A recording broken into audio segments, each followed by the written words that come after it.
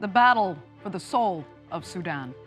A failed transition to democracy sees violence escalate as the country's generals clash in a struggle for power. After 4 days of heavy fighting and almost 200 dead, can Sudan find peace? I'm Andrea Sankey, and today's newsmaker is the battle for Sudan.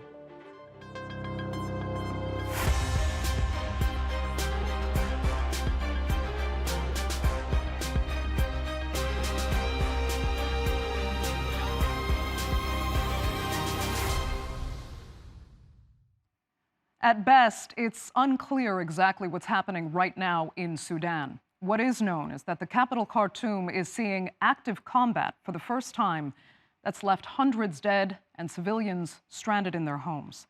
The intense battle between Rapid Support Force leader General Mohammed Hamdan Dagalo and the National Army's General Abdel Fattah al-Burhan has seen airstrikes rain down on civilians, heavy gunfire in crowded areas, deafening explosions, and tanks on the streets. It's an increasingly desperate situation that's triggered international pressure for a return to talks. Now, a U.S. diplomatic convoy also came under fire on Monday, prompting a direct warning from Secretary of State Antony Blinken. Here's a closer look now at the crisis that threatens to destabilize not just the country, but the region.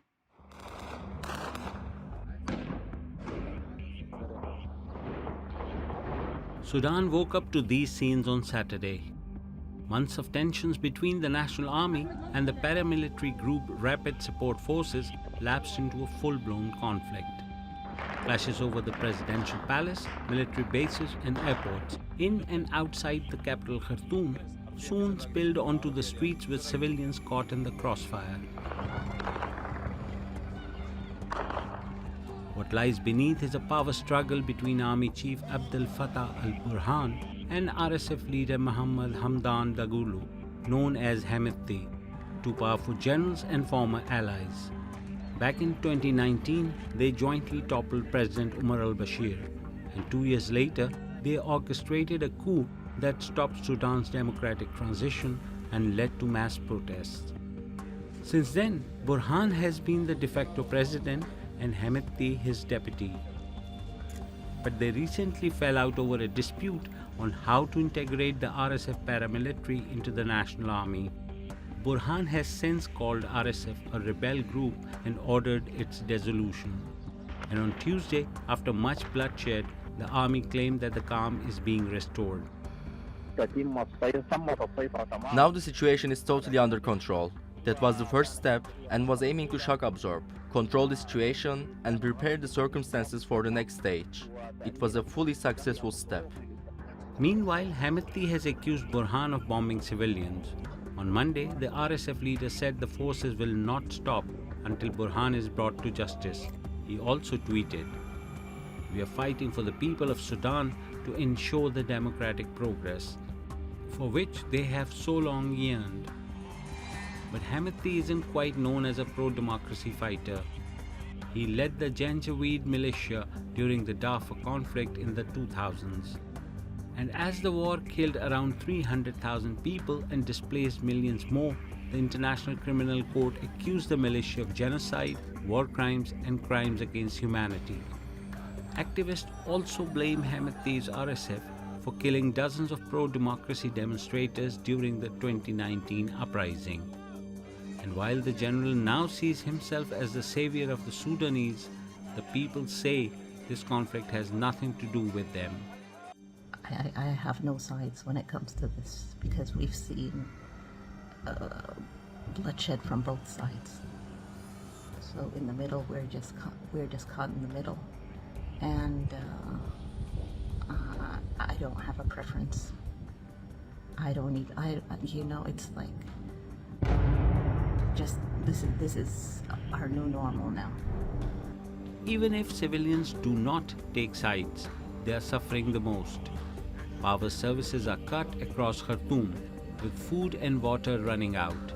The few hospitals still operating are struggling to cope with casualties due to shortages of medical supplies.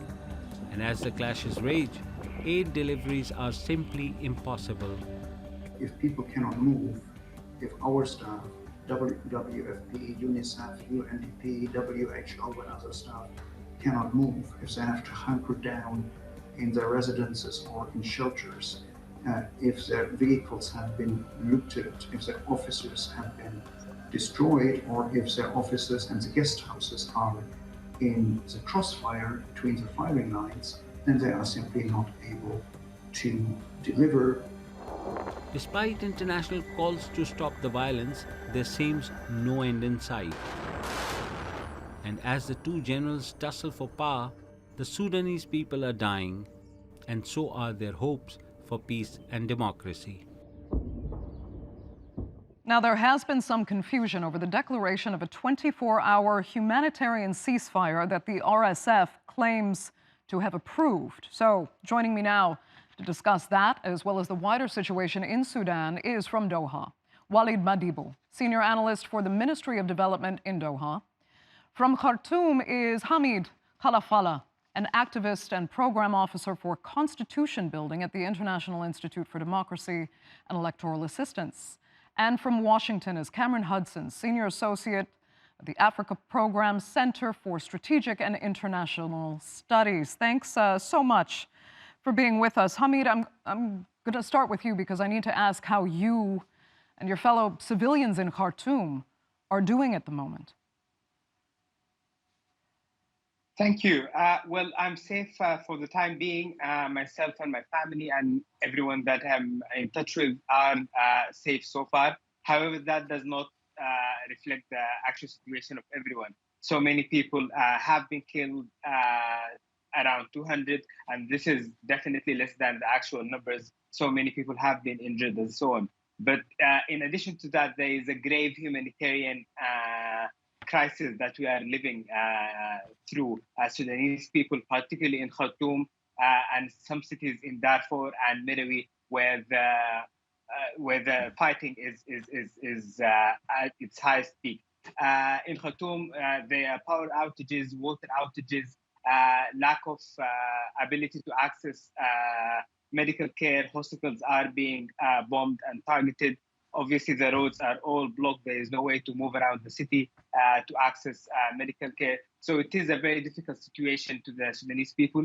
In addition to what's happening to them in their houses, the bullets are reaching to houses. Then, Hamid, tell us what you can about this so-called ceasefire we've been hearing about. We can't really understand if it has been signed by both parties, but are you at least seeing any indication that there has been a halt in fighting? Absolutely not. So yesterday there was an agreed ceasefire from 4 p.m. to 7 p.m. Ironically, during these 3 hours, fighting was even louder than it was before that and after that. So yesterday they did not commit to the ceasefire. It did not hold. So I don't see a reason why I should trust that the ceasefire that they suggested would start at 6 p.m. today would be honored by both parties. I can still hear jet fighters hovering around until the moment. Okay. Just quickly, I mean, if there were a ceasefire and an opportunity for people to flee, even en masse, do you think they would go? Are people feeling that desperate? Absolutely. I know so many people who are just waiting for that moment when they can leave their current residence. A lot of the neighborhoods where the fighting is at its peak, around the airport, around the military headquarters, in Bahri, in Umdurman, and in so many of these locations where RSF are located and the Sudanese armed forces are hitting and bombing through jet fighters, are very highly dense areas with citizens, innocent civilians who are stuck in the fire state. Okay.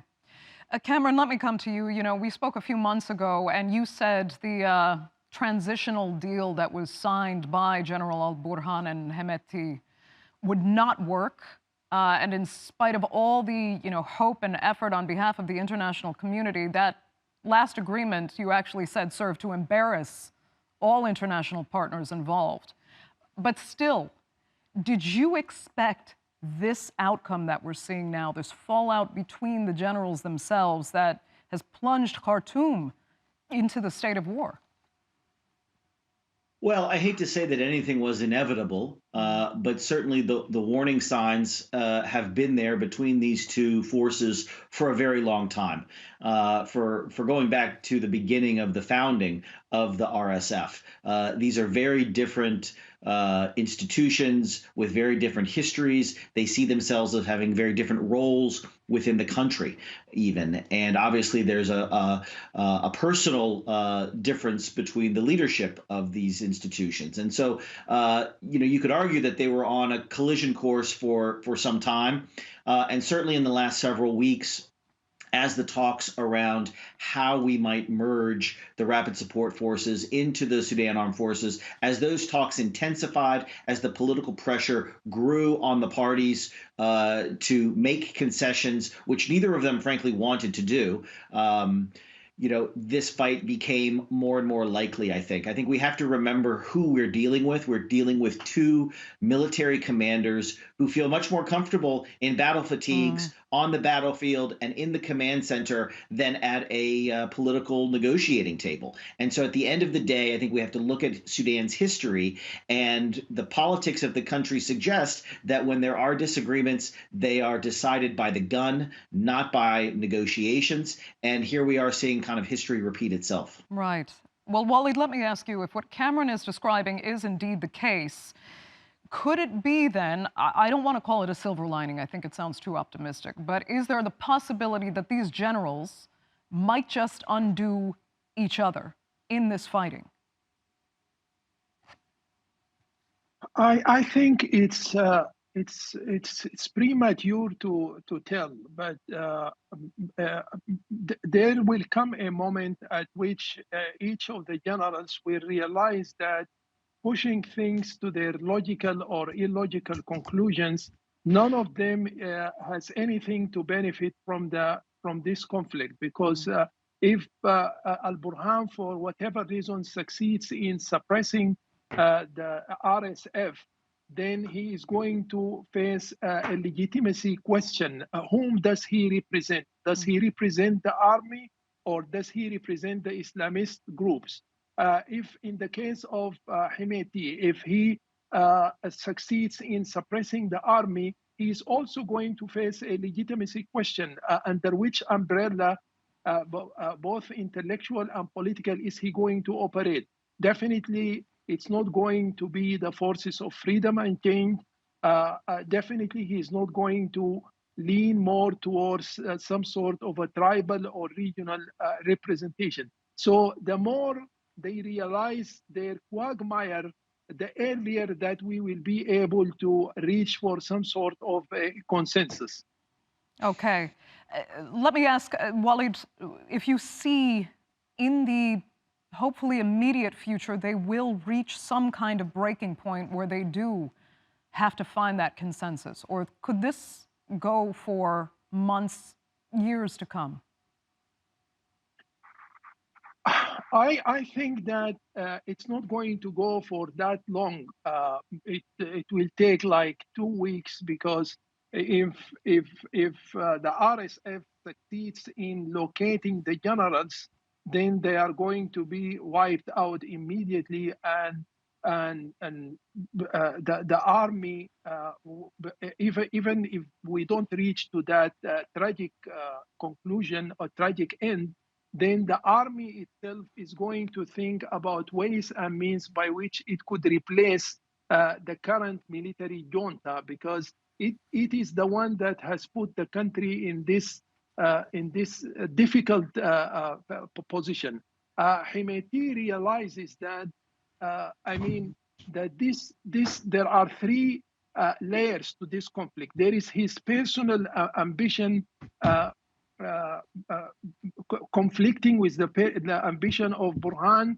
There is the issue of the Islamists facing the RSF. And then at a more deeper level, there is the conflict there is a traditional and historical conflict between the people of the periphery, mainly those of Western Sudan, and the elites that has been ruling the country for the last 7 decades from the central part of the region. Okay. Hamid, let me ask you your sentiments on that. I mean, Waleed seems to think a few more weeks is the longest stretch for this. What do you think? I would, be. It would be difficult for me to suggest a specific time frame for when this would end, because there are different scenarios for how this could unfold. But I think I would also be sharing the sentiment that it will not take too long, unless regional powers decide to intervene and to participate in this. There are so many proxy wars that could happen through the current fight between the RSF and SAF, and that would be very dangerous. And this is why the international community should, get all on deck and have a coordinated mechanism to mediate and stop that from going down that road. But without that regional intervention, yes, I would think that this could be, resolved within a few weeks. Okay. But Cameron, I mean, now we're back to looking toward the international community for some resolution here. But the international community has in many ways failed Sudan in the past. Not least, we had the debate about the African Union being involved at the last turn. What could the international community realistically do at this point? And is there intervention, arguable intervention? Would it be just better than nothing?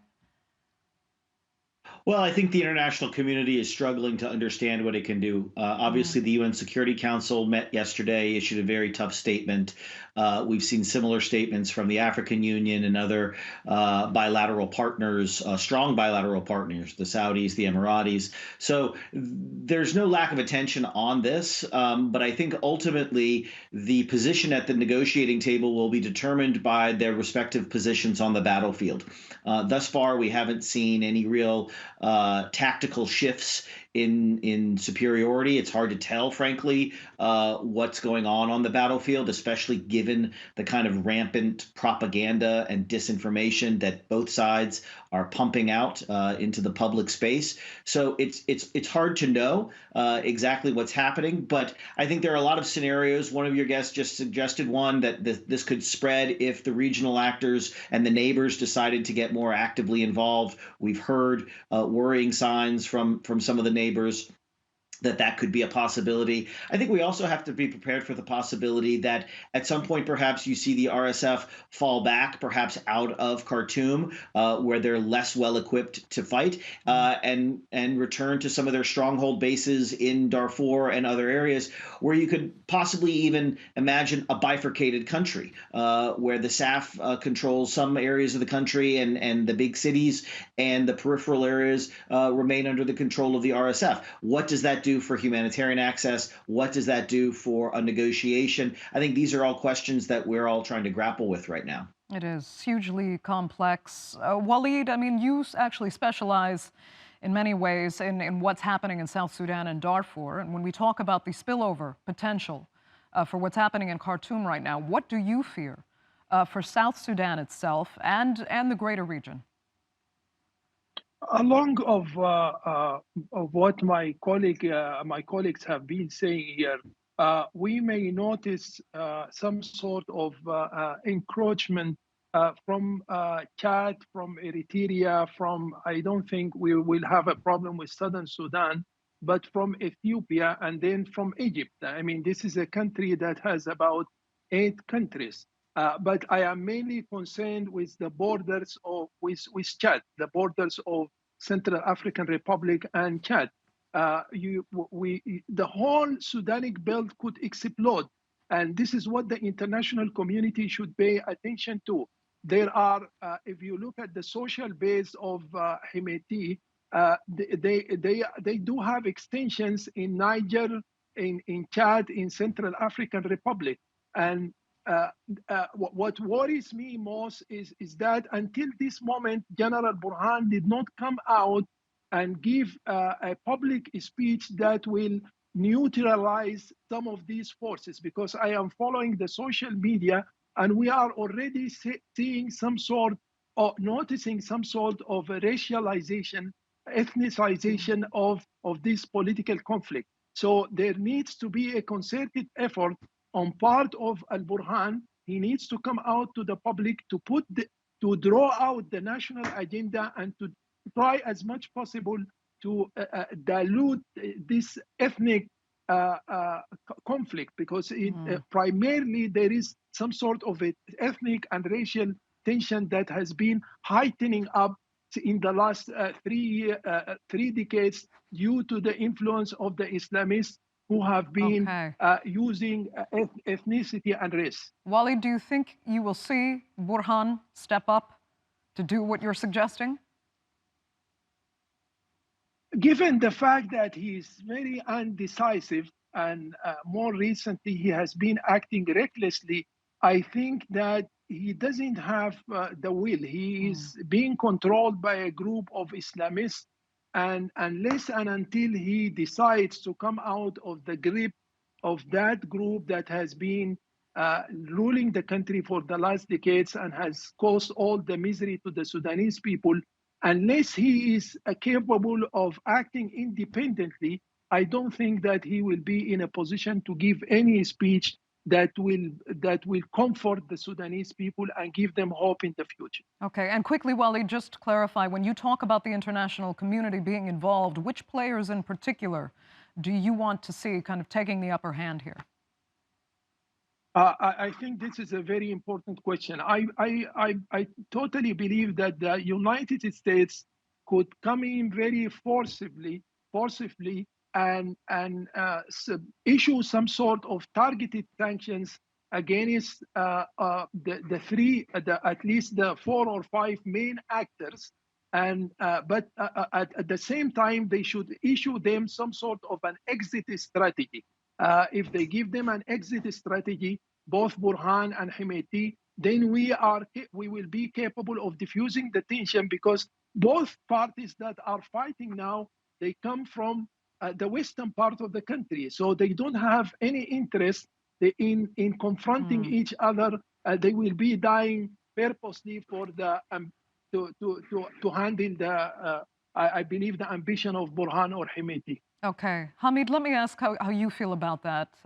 Being Sudanese yourself, would you prefer to see the United States take the lead in this case? Well, the United States would definitely need to have an important role, but not, as the lead or on itself, on its own.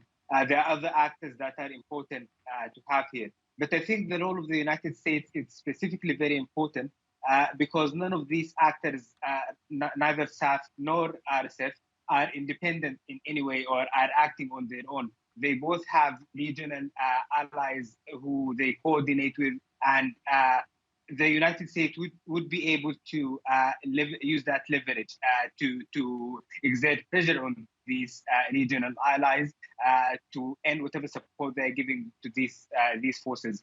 So yes, the US I see as an important player in the upcoming mediation, but amongst other actors who also have stakes in this fight. Okay, Cameron, I could see you agreed with a lot of what you heard. Are you pretty much on the same page as the other panelists here?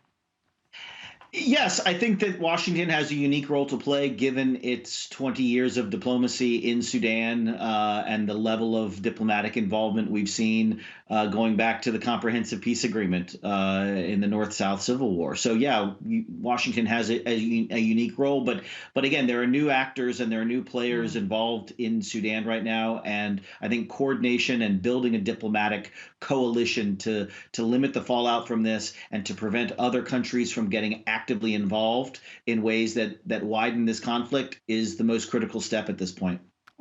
Do you think, though, we will see the U.S. step up much sooner rather than later? Well, I don't know what that exactly means for the United States to step up. I fear that it's already taken sanctions off the table for the last 2 years. I mean, let's remember there was a coup d'etat in October of 2021, and the U.S. had the opportunity to sanction both of these leaders for undermining and derailing the civilian transition. They chose not to do that. And they're not talking about sanctions right now. Secretary Blinken gave a statement last night, mentioned nothing about sanctions, nothing about punitive measures. So I think that they're trying to use an engagement strategy, which frankly has no history of working with Sudan's generals. They respond to force just like they expect people to respond to their force. So I don't think that incentives is the only track that we should be on right now. Okay, Waleed, very quickly, I can give you 30 seconds for final words.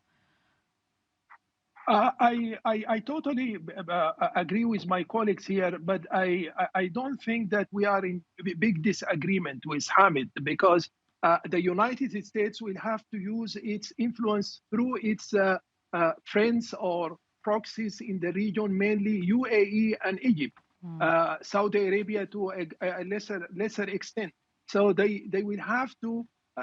They do have some leverage in the region. Also, Turkey can play an important role, can play a very important role, because should Haftar decide to get involved in the conflict, then Turkey is going to overrule him. It's going to get a little bit clumsy. Waleed, that will have to be the final word. I'd like to thank really all three of my panelists so much for being with us. I'm sure we'll be discussing this again in the very near future. So thank you for your time. And thanks our viewers, of course, for being with us as well. Remember, you can follow us on Twitter, and do be sure to subscribe to our YouTube channel. I'm Andrea Sankey. We'll see you next time.